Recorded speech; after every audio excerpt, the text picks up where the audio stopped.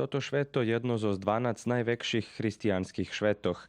Ono zapisane pri troch evangelistoch, Matejovi, Markovi i Lukovi, a označuje deň, keď še Isus Hristos preobražil na hori Tavor nad Jerusalimom.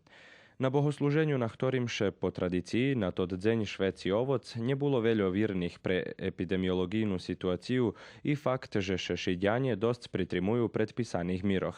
Na tot deň cerkva eukašidjanska slavi, prepošvecuje ovoc. Ovoc jak jedna prirodna čast roka, kotra preobražuje od dreva običnoho, od lozi običnej, od jednoho grančka, od jednog kvica, preobražuje še do jednog velikog plodu, krasnog plodu, slatkog plodu. Tak jak še može, jak nam predkazuju stručni ľudze, tak sme zrobili i dom, že kirbaju nježnjih bilo, ľudze šo želi, ľudze dožili preobraženje Gospodnje.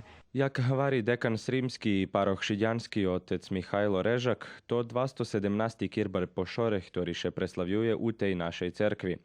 Toho roku vyostala i vašarska časť kirbaju, ktorej še radujú nielem Rusnáci, ale i všetky druhy šidjanie, ta še všetky nazdávajú, že na rok toto šveto bude preslavené u podpolným obsjahu.